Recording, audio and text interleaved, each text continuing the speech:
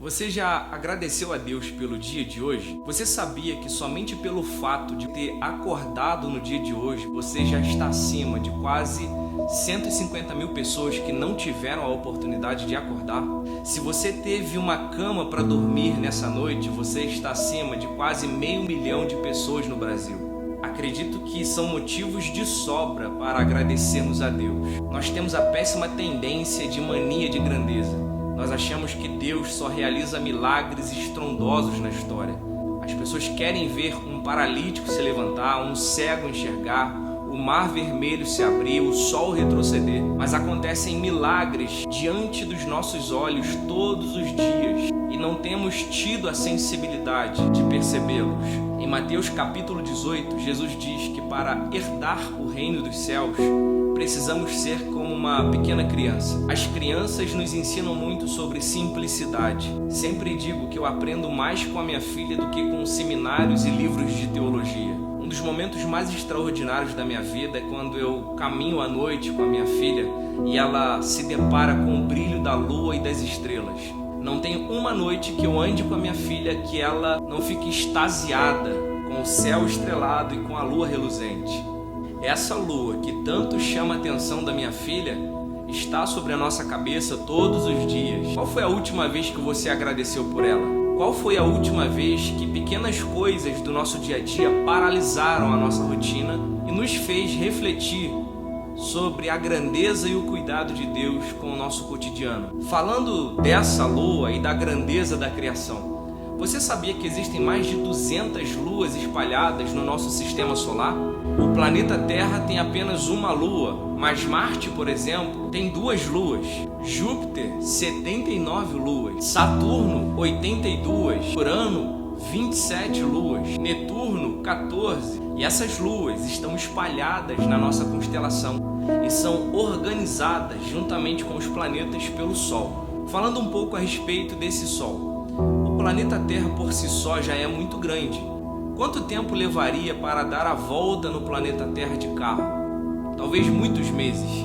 Agora, isso seria uma eternidade diante do Sol. O Sol é quase 1 milhão de vezes maior do que o planeta Terra. Esse Sol, que é chamado de astro-rei, é o organizador das órbitas espaciais.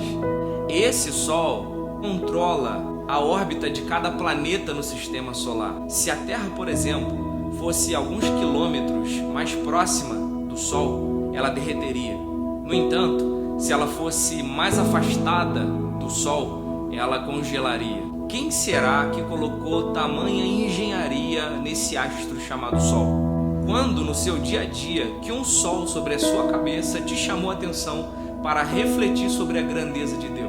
Existe um estudo que comprova que 1 segundo sem a existência do Sol, todos os astros, todos os planetas entrariam em desordem no espaço. Por isso, o apelido de astro-rei. Sem o Sol, não há vida no planeta Terra. Talvez por esse motivo, Jesus seja chamado de Sol da Justiça. Uma vida sem a presença desse Sol é uma vida de desordem, de caos, de morte. É interessante que na nossa constelação, 2 planetas não possuem luas. Esses planetas são Mercúrio e Vênus. Segundo os especialistas, eles não possuem luas porque eles são tão próximos ao Sol que, se eles possuíssem, essas luas seriam tragadas pela presença desse astro-rei. O nosso Sol da Justiça é da mesma forma. Quanto mais próximos estamos a ele, mais somos tragados pela sua força, pelo seu poder e soberania. Que dirá, por exemplo, do reino das formigas? Você sabia que o reino das formigas é o ecossistema mais perfeito do planeta e já foi pauta de estudos em várias universidades?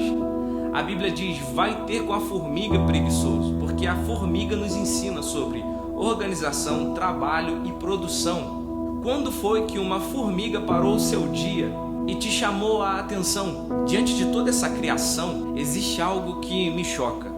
Se você vê o planeta Terra de uma foto tirada por um satélite, você vai perceber que o planeta Terra é como uma poeira no meio do espaço. O que mais me choca é que esse Deus glorioso que criou as constelações, as luas, o Sol, a natureza, os buracos negros que até hoje não têm explicação científica, esse mesmo Deus, de tamanha magnitude, resolveu se esvaziar e habitar dentro de uma poeira. Esse Deus decidiu abrir mão da sua glória e viver como um de nós, para nos ensinar sobre seu amor, seu reino e sua justiça. Esse Deus grandioso que fez o sol, a terra, os planetas e a natureza, decidiu se importar com a vida humana, com poeiras como eu e você.